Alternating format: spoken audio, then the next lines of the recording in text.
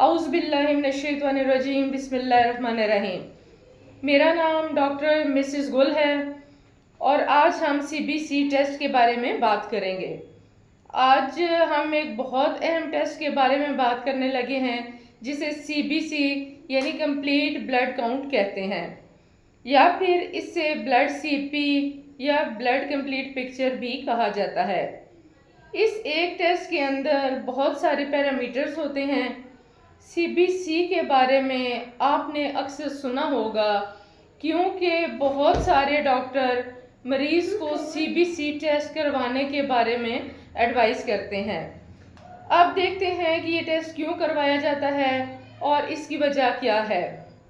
CBC एक basic blood test है। जब भी मरीज़ किसी बीमारी के साथ डॉक्टर के पास जाता है तो वो CBC का टेस्ट सबसे पहले एडवाइस करता है। इस टेस्ट में खून की कमी, खून में इन्फेक्शन, प्लेटलेट्स की तादाद और कई और चीज़ों के बारे में पता चलता है। आइए देखते हैं कि CBC की रिपोर्ट में कौन कौन से पैरामीटर्स होते हैं। सबसे पहले तो CBC की रिपोर्ट में वाइट ब्लड सेल्स, WBCs या TLC आते हैं, जिनकी नॉर्मल रेंज 4 से 11 के दरमियान होती है। दूसरे नंबर पे CBC टेस्ट में हीमोग्लोबिन लेवल या HB लेवल आता है, जिसकी नॉर्मल रेंज 13 से 17 के दरमियान होती है। इसके बाद तीसरे नंबर पर RBCs आते हैं, जिन्हें रेड ब्लड सेल्स कहा जाता है, और इसकी वैल्यू नॉर्मल 4.50 से लेकर 6.50 तक होती है। चौथे नंबर पर फिर CBC के टेस्ट में HCT होता है और इसकी नॉर्मल वैल्यू 40 से 50 के दरमियान होती है। HCT के बाद MCV आते हैं, जिनकी नॉर्मल वैल्यू 80 से लेकर 96 के दरमियान होती है। और फिर MCH है, इसकी नॉर्मल वैल्यू 27 से लेकर 32 के दरमियान होती है। MCHC इसके बाद आता है और इसकी नॉर्मल वैल्यू 30 से लेकर 35 के दरमियान होती है। फिर इसके बाद प्लेटलेट्स आते हैं, जिनकी नॉर्मल वैल्यू 150 से लेकर 450 के दरमियान होती है। इसके बाद DLC यानी डिफरेंशियल ल्यूकोसाइट काउंट्स आते हैं, जिनमें हमारे पास सबसे पहले न्यूट्रोफिल्स होते हैं, जिनकी नॉर्मल रेंज 40 से लेकर 80 के दरमियान होती है। फिर इसमें लिम्फोसाइट्स आते हैं, जो कि 20 से लेकर 40 के दरमियान होते हैं। और फिर मोनोसाइट्स आते हैं, जो कि 2 से 10 के दरमियान इनकी नॉर्मल वैल्यू होती है। और फिर सबसे एंड में आखिर में इओसिनोफिल्स आते हैं, जिनकी नॉर्मल वैल्यू 1 से 6 के दरमियान होती है। अब इनमें सबसे पहले हम देखेंगे कि CBC में WBCs यानी वाइट ब्लड सेल्स की बात करेंगे। ये बॉडी इम्यून सिस्टम का एक पार्ट होते हैं और ये बॉडी को इन्फेक्शन और बीमारियों से लड़ने में मदद देते हैं।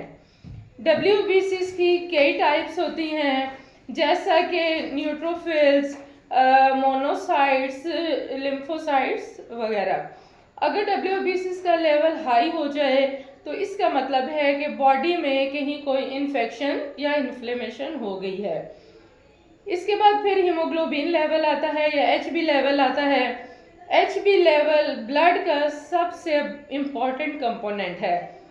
ये एक प्रोटीन से बना होता है जिसे हीम कहते हैं, जो कि लंग से ऑक्सीजन को जिस्म के मुख्तलिफ दूसरे हिस्सों तक पहुंचाती है। और अगर आपका HB लेवल कम है तो इसका मतलब है कि आपको एनीमिया है और आप में खून की कमी है। इसके बाद फिर RBCs को देखते हैं।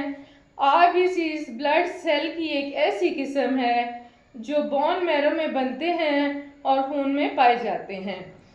अगर आपका RBC लेवल हाई होता है तो इसका मतलब है कि आपका खून जितना गाढ़ा होना चाहिए उससे कहीं ज़्यादा गाढ़ा है और जिस्म में ब्लड क्लॉट बनने का खतरा है, और इस कंडीशन को एरिथ्रोसाइटोसिस कहते हैं।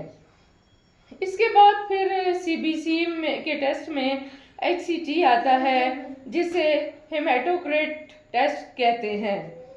ये एक सिंपल सा ब्लड टेस्ट होता है जिसमें ब्लड में RBCs की परसेंटेज की मेजरमेंट की जाती है। अगर HCT लेवल हाई है तो इसका मतलब है कि या तो डिहाइड्रेशन है या फिर बॉडी में बहुत ज़्यादा RBCs बन रहे हैं। और अगर HCT का लेवल लो है तो इसका मतलब है कि इस शख्स के RBCs बहुत कम बन रहे हैं और इसको एनीमिया है। इसके बाद देखते हैं कि MCV क्या है। MCV का मतलब है मीन कॉर्पस्कुलर वॉल्यूम। अगर हाई है, अगर MCV का लेवल हाई है, नॉर्मल से ज़्यादा है, तो इसका मतलब है RBC साइज में बहुत बड़े हैं और इससे मैक्रोसिटिक एनीमिया कहते हैं। और अगर MCV का लेवल नॉर्मल से कम है तो इसका मतलब है कि RBCs का साइज स्मॉलर है और मरीज को मैक्रोलिटिक एनीमिया है। इसके बाद बात करते हैं कि MCH क्या है, मीन कॉर्पस्कुलर हीमोग्लोबिन। अगर MCH का लेवल नॉर्मल से ज़्यादा है तो इसका मतलब है कि इस मरीज को विटामिन B, B12 और फोलेट की कमी की वजह से अनीमिया है। और अगर यही MCH का लेवल नॉर्मल से लो है या कम है तो मरीज को आयरन डेफिशिएंसी अनीमिया है। फिर इसके बाद आ जाता है MCHC, mean corpuscular haemoglobin concentration. MCHC का लेवल अगर नॉर्मल रेंज से ज़्यादा है तो इसकी वजह एनीमिया होता है या फिर विटामिन B12 की डेफिशिएंसी भी हो सकती है, या फिर कोई लिवर डिजीज़ या थायराइड ओवर एक्टिव थायराइड में भी MCHC का लेवल हाई हो सकता है। और अगर MCHC का लेवल नॉर्मल रेंज से कम हो जाए तो इसका मतलब है कि ये आयरन डेफिशिएंसी अनीमिया को इंडिकेट करता है। इसके बाद फिर हमारे पास प्लेटलेट्स आ जाते हैं, और अगर प्लेटलेट्स का लेवल नॉर्मल से कम हो जाए तो बॉडी के अंदर या ब्रेन में ब्लीडिंग होने का ख़तरा बहुत बढ़ जाता है। इस कंडीशन को थ्रोम्बोसाइटोपिनिया कहते हैं, जो कि एक लाइफ थ्रेटनिंग कंडीशन होती है। जैसा कि आप लोग जानते हैं कि आजकल डेंगू में भी अक्सर सुना होगा कि प्लेटलेट्स कम हो गए हैं, तो उस सूरत में फिर मरीज को प्लेटलेट्स अक्सर लगाने भी पड़ते हैं।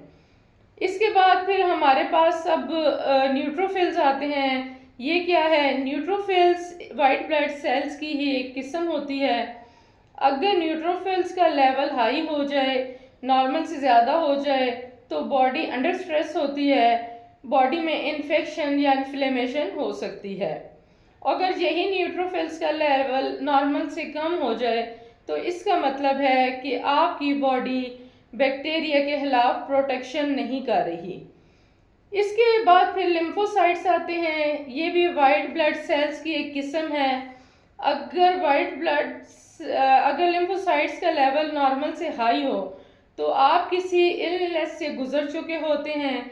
ये लेवल ख़तरनाक नहीं होता और कुछ टाइम बाद ये खुद ही नॉर्मल भी हो जाता है। अगर लिम्फोसाइट्स का यही लेवल नॉर्मल से कम हो जाए तो इसे लिम्फोसाइटोपिनिया कहते हैं, जो कि ज़्यादातर फ्लू या माइल्ड इन्फेक्शन की वजह से होता है। लेकिन इसके अलावा HIV, एड्स, ट्यूबरक्लोसिस और थायराइड में भी और फीवर में भी लिम्फोसाइटोपिनिया हो जाता है। इसके बाद फिर हमारे पास मोनोसाइट्स आते हैं। ये भी वाइट ब्लड सेल्स की एक किस्म है। अगर मोनोसाइट्स का लेवल हाई हो जाए तो इसमें कई मेडिकल कंडीशंस हो सकती हैं, जैसा कि ब्लड डिसऑर्डर्स, ल्यूपस और सर्टेन टाइप्स ऑफ कैंसर्स। और अगर यही मोनोसाइट्स का लेवल नॉर्मल रेंज से कम हो जाता है तो इसका मतलब है या तो कीमोथेरापी या फिर रेडिएशन थेरापी हुई है इस पेशेंट की। जिस पर में फिर हमारे पास यूजिनोफिल्स आते हैं। अगर आपके पास यूजिनोफिल्स का लेवल नॉर्मल रूटीन से ज़्यादा हो जाता है तो इसे यूजिनोफिलिया कहते हैं, और ये इसके कॉजेज़ या तो एड्रीनल ग्लैंड की डेफिशिएंसी होती है या फिर एलर्जिक रिएक्शंस हो सकते हैं या फिर फीवर भी हो सकता है।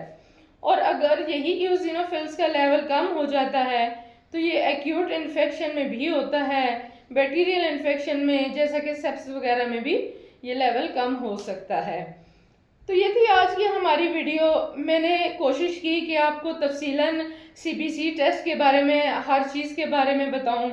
तो कि इसमें जितनी भी ये पैरामीटर्स हैं, इनके अगर ये हाई हों तो उनमें कौन सी बीमारियां हो सकती हैं, या अगर ये पैरामीटर्स लो हों अपनी नॉर्मल रेंज से तो इसमें कौन सी बीमारियां हो सकती हैं। अगर आपको हमारी ये वीडियो पसंद आई है तो हमारी वीडियो को लाइक करें, शेयर करें, हमारे चैनल को सब्सक्राइब करें। बहुत शुक्रिया। जज़ाकल्लाह। अल्लाह हाफिज़।